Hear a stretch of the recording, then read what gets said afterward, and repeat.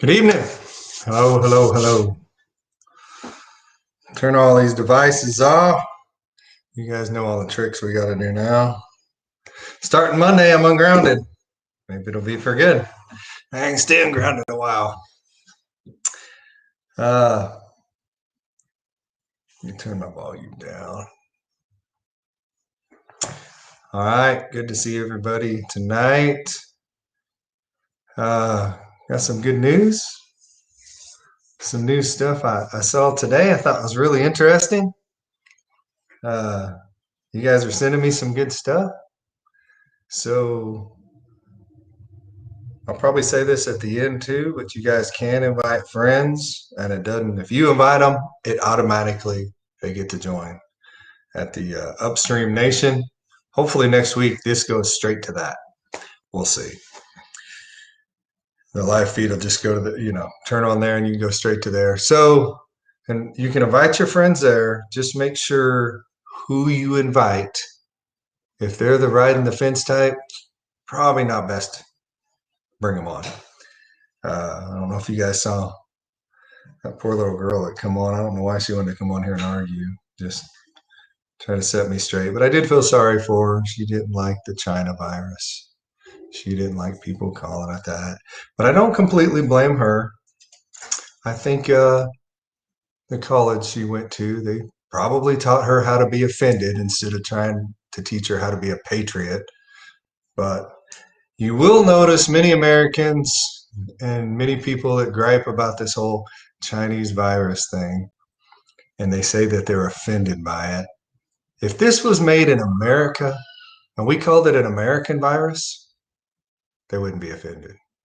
So they need to quit sticking up for other people because they don't realize how they feel. They're not offended. Trust me. The only ones offended are those. Never mind. Anyways, it's 7 o'clock. Let's pray.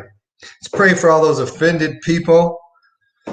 Let's pray for our country. God, you are going to save this republic. I thank you that you're going to save this republic. I thank you that the country is going to be better than it's ever been. We are going to see some crazy stuff. We know it. But we are all willing to see it to get to the finish line here.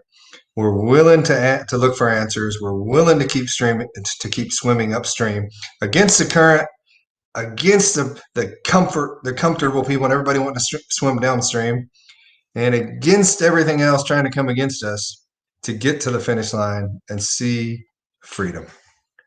Thank you, God. Amen. All right, everybody. So a little bit of news today, some headlines. Do you guys see Trump refuses to testify in the hoax of an impeachment trial? They gave him the chance, hey, you can come and testify. And he said, get lost.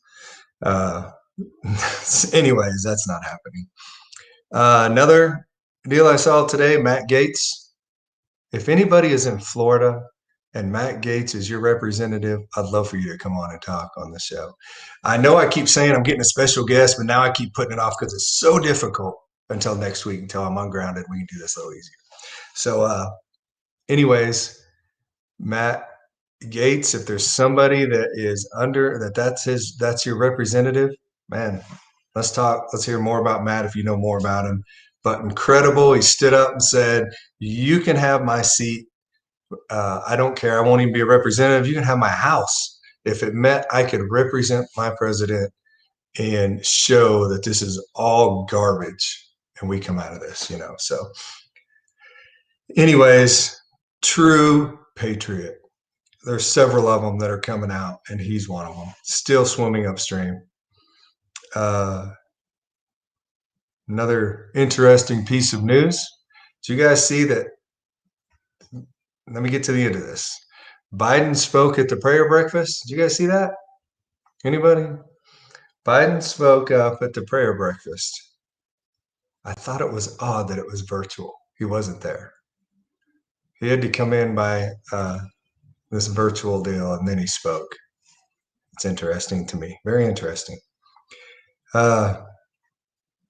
Anybody, you guys all know Bin Laden? You guys remember the name Bin Laden? Anybody know who Noor? I know some of you do. Noor bin Laden is? That was Osama bin Laden's niece. Uh, Big Trump supporter, huge Trump supporter. When I did my little stint in the Navy, I had to actually, after 9/11, I had to go guard for just a little bit in front of Osama bin Laden's brother. It was a really weird deal.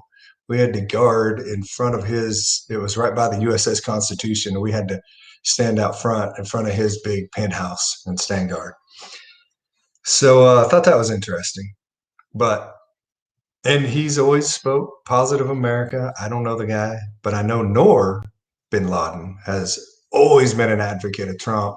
And she made a statement and said, it will be reversed. Does she know anything?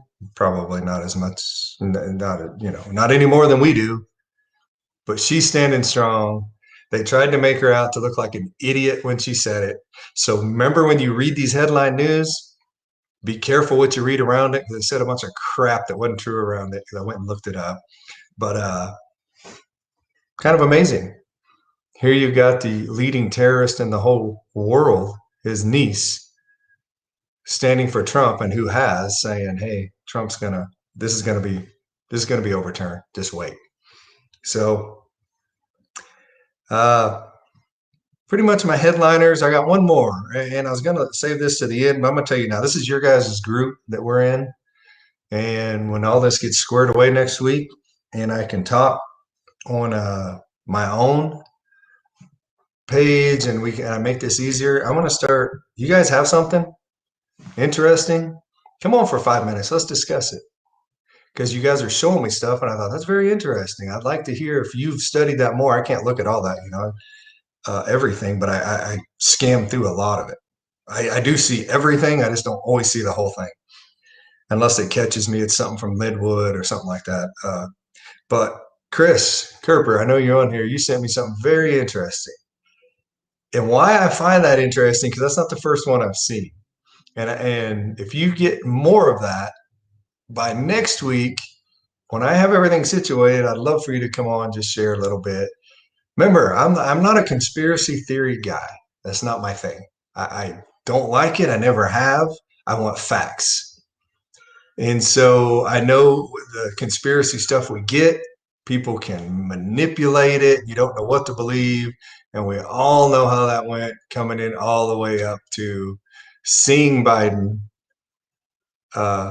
put his hand on that big, whatever that was, Bible or whatever it was, and that big production they had. We heard so much stuff leading up to that, and we really saw nothing. So go study after it. Don't just hear something, see it, but have a lot of facts. And even if it's just interesting, bring it up. We can always decide for ourselves and decide where we want to go with it. So let me go from here. Some things I wrote down today. I want to talk about President Lincoln. Lincoln is very interesting. He attended church here and there, but he never gave himself over to a denomination, anything else. He had to defend himself many times for being. Oh, I forgot my book. Oh, here it is. Excuse me a minute. He had to defend himself many times because people say he's not even a Christian. He's not this. He's not. He doesn't even believe in God. And that's because mainly he didn't join their denominations and play in their games. But he made it during the Civil War, right after. Man, I want to read you something and just think, this is the country that we started with. This is what we had. And I want to kind of tell some of the stuff and how everything I read about Lincoln, read about what's going on at the time. I just want you, and I'm only going to read a paragraph of this proclamation that he made. Because it's a few pages long. So it's just one paragraph. This is from Lincoln, and Congress passed it. It was the National Day of Prayer. And inasmuch as we know that by his divine law, nations, like individuals, are subject to punishments and chastisements in this world, may we not justly fear that the awful calamity of civil war, which now desolates the land, may be but a punishment inflicted upon us for our presumptuous sins, to the needful end of our national reformation as a whole people. We have been the recipients of the choice bounties of heaven. We have been preserved these many years in peace and prosperity. We have grown in numbers, in wealth, and power as no other nation has ever grown. But have we forgotten God? We have forgotten the gracious hand which preserved in us peace and multiplied and enriched and strengthened us. And we have vainly imagined in the deceitfulness of our hearts that all these blessings were produced by some superior wisdom and virtue of our own. Intoxicated with unbroken success, we have become too self-sufficient to feel the necessity of redeeming and persevering grace, too proud to pray to the God that made us. It behooves us then to humble ourselves before the offended power, to confess our nation's sins, and to pray for clemency and forgiveness. I'm not even reading that right. As you see, these are very small words from my glasses. And that is in the Library of Congress. In fact, I'll tell you where to go find it. You can look it up. That whole proclamation that was passed by Congress. It's in the Library of Congress as Appendix number 19 in Volume 12 of the United States at Large. He set in place and realized it's not all in our power, and we cannot become so consumed to think we did all this without God. Our nation was founded on the creator of this universe, and now we depend on him more than ever. So when you read more of his proclamation, something comes to mind. Lincoln knew the difference between persecution and judgment. I got to think about this today. Persecution is when they come against what they're doing now. And in the smallest form, we haven't seen anything compared to what other countries have seen, torture, death. But persecution is coming against not Christianity. That means persecution comes from the wicked upon the righteous. You've done something right, the wicked come against you. That's persecution. Judgment comes from God, who is righteous, upon the wicked. I thought it interesting that Lincoln knew that, and I've heard it in these sermons. I've heard many preachers always say, don't worry about judgment. It's not coming on this earth until, this time at the end of the world, then judgment will come. I do not believe that. I believe we can call judgment justice. If I go out and murder people all day long and murder, eventually justice comes upon me. It will catch up to me. Judgment's the same way. The blood of the babies that have been murdered, 62 million, cries out. It's coming to a point where I believe judgment is going to be poured out. But the Bible talks about, I know there's places says sometimes the righteous are caught up in it, but no, judgment is on the wicked, not the righteous. We aren't the ones that voted these people in. We aren't the ones that voted for the people that are doing the wickedness. We are not to be judged. And I think we should start talking that way to God. Like, God, do not allow me in this judgment. My vote was a vote of righteousness. And I think we take it a step further and begin asking God, just in your everyday talking. I don't have these prayers where I get on my knees and I do these religious things when I pray.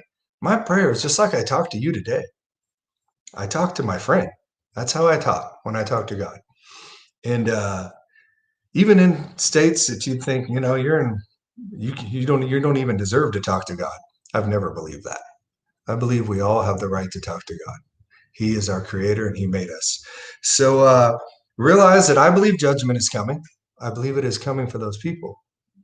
I believe it is coming for those who have not repented and they knew what they were voting for. Even the ones who didn't. You've put evil people in power. And evil people are doing evil things right now, very evil things. And if you think I can only take so much another friend of mine, Sharon, she shows me stuff, and I don't know if she's doing it on purpose, but she leaks it to me of this child trafficking and human trafficking and everything that's been going on. And I remember, and we talked about this before, when I thought he was crazy, uh, Mel Gibson, when he spoke out about these things and what Hollywood was doing, I kind of thought, that guy's nuts. He's lost it. And then you start to see the truth coming out. And then you start to see reports and people, and even some of the insiders start to talk about it. One of the actors talked about it and supposedly commit suicide, jumped off the bridge, even though a few days before he told a lot of things, a lot. Uh, he said, I am not going to kill myself. I'm not suicidal. So if it happens, and a few days later, I believe he was thrown off a bridge or killed before he went off the bridge. But these things that are going on in Hollywood and by the elites are evil, plain evil. And I believe God's going to judge them. Something else. So before I go there, remember faith in God. Just have faith that God is going to take care of us. We're going to be okay no matter how it looks. Close your eyes. You think, man, I've lost my job over this. This has happened to me. This has happened to me. Close your eyes, get in a quiet place, and just think. The creator of the universe knows your name, knows everything about you. And have a talk. Have a talk with him. So make it easy. It's very simple. Do not make this difficult. And don't let anybody make it difficult for you, for sure. One more thing, a couple more things I wanted to bring up. One of them is Kim Clement. If you remember, he said, this man, he is not speaking enough. He said that's one thing. And any of you that have followed Kim and you've read what he said, he has mentioned many times about speaking. He said how Trump would be quiet. And that never made sense to me because Trump's never been quiet. And then I read something today by Bill Maher. My dog just came to visit me. Anyhow. Very interesting. Let's read this. Bill Maher expressed concern for Trump's recent silence since leaving the White House. He said to his crowd, does that not alarm you a little? It's like in Jaws when the shark went out to sea for a little while. I think it will be back. Where is Trump? It's like he's in a where are they now bit. I am so shocked that this guy has been so quiet, aren't you? And we heard this, and that never made sense to me about Trump being quiet and what Kim Clement said about him until I read this from Bill Maher. I thought, ooh. So he's got the chance to speak, and he won't do it.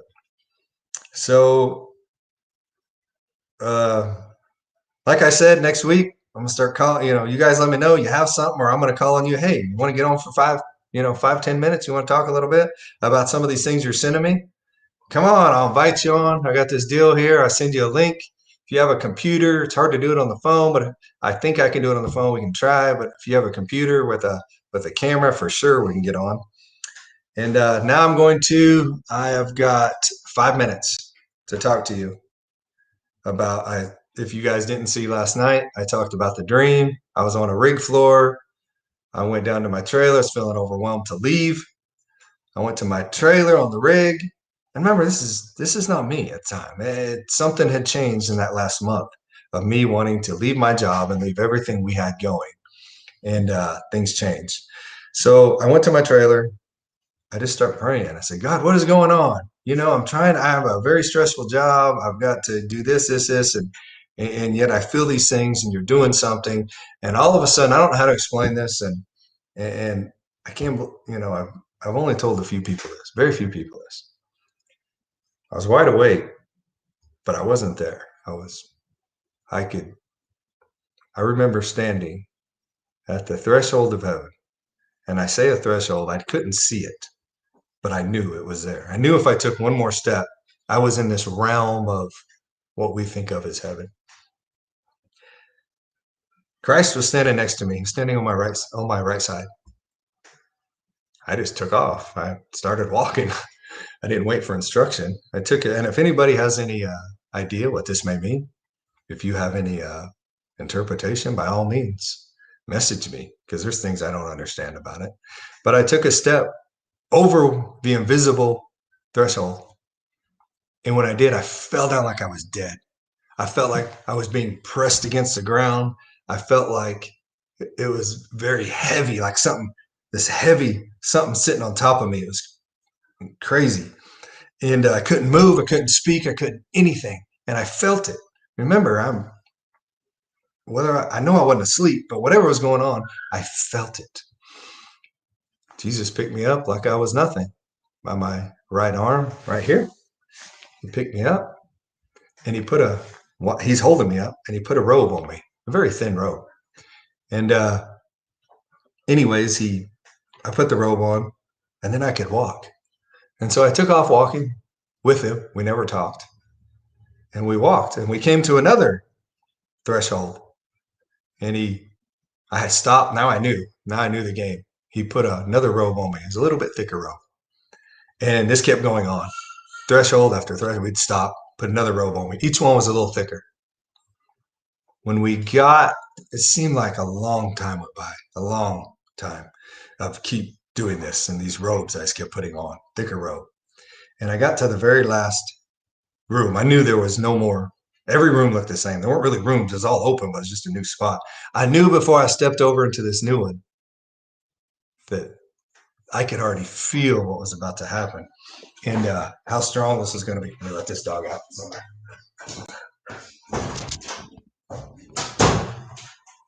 He's barking.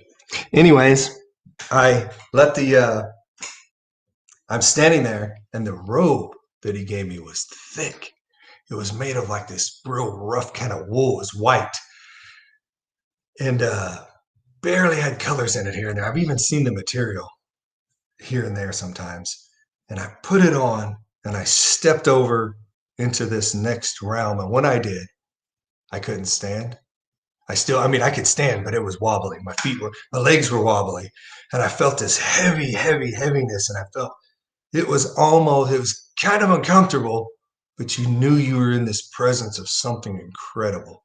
So I see a room over here, a big area, and there were 12 gigantic, but they were way far off. You could tell they were big, but they were small because they were so far off. There were 12, looked like thrones. They were thrones, like big chairs, big, nice chairs. To my right, out of my peripheral vision, I kind of looked like this as I wanted to see over here really bad. And it was, you guys ever seen early in the morning and you see mist and you can kind of see the rainbows in it when it's misting a little bit? That's what it was, but the rainbows were really bright. It wasn't like it was a mist, but the rainbows were really bright color. And I was kind of looking out the corner of my eye and I was scared to death to look any farther. I knew if I looked over there, I kept thinking, I can't look. I will die if I look at that. And so I kept turned my head back and I didn't want to look.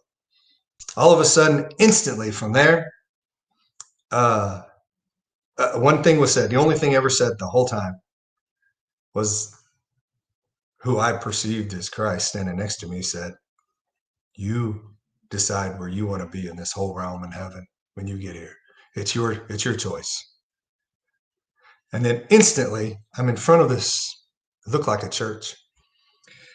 And in this church, there's a congregation in front of me. I had the Bible in my hand like this. And I know I'm going over, but I've got about 2 more minutes left and this is over. I'm looking at the Bible and I'm reading from the most boring chapter and verse and book I could find. I think it was like Leviticus, just the rules, the regulations and everything of the Jewish laws. And I'm sitting there reading and I'm being very monotonous. And I could see the whole crowd was packed in there. They were just jam packed in there. And I'm reading going, and God said this and we will do this and this. And it was like I was stalling. Suddenly, there's Jesus again, Christ, who I perceived as Christ, standing next to me. He instantly showed up and he's holding a robe. I knew the crowd couldn't see him, but I could see him. So I took the robe, and as I'm putting it on slowly, stalling, I'm putting it on because I know what's about to happen. I tell the crowd, guys, I didn't want to work up any emotion. That's why I was reading out of his Bible. I just didn't want to, because all my life I've seen a lot of emotion in church because you got to keep the hype going from one Sunday to another because something has to happen every Sunday when you get involved in that enough. And and sometimes it's not emotion. Sometimes it's, maybe, I don't know. Anyways, I just knew I didn't want anybody to be able to blame what was about to happen on emotion. So as I'm putting the robe on, I told them, hey, you guys are getting ready to experience something. What you're getting ready to experience, for some of you, it's just going to be an experience. You're going to walk away and think you'll never forget this day. For others of you, it's going to change your life. You will never be the same. From here, you're going to do a 180 in your life. I don't even your jobs, everything makes your whole life is about to change for what's about to happen right now. And I said, for those of you that are sick, I don't care if you've got cancer, I don't care what you got, if you've got addictions, if you've got anything, in one split second, it's all going to be cured in 1 second. As soon as I put my other arm in the robe, it was like a shotgun blast went off and a gruesome scene happened. All the people fell down dead just like I did when I had entered heaven for the first time. They all fell on top of each other. They were just everywhere. And they didn't know what they were doing. They just fell out of their seats. I sat for just a few seconds and watched them. And suddenly they began to a few minutes went by and they began to kind of twitch like they were coming to. I walked to the stage and we left the building, and that was the end. I awoke. I remember I say awoke, I wasn't asleep because my hands were in the air and I was just like, tears were pouring down my eyes. It was like I was there. And for me, my mind changed. I knew it. I knew something had happened. I knew something was going on. I knew God had called me to something, and everything was about to change. And it did for 1 year of my life. I'll tell the rest of that story tomorrow, or not the rest of it. I'll tell another little piece tomorrow night.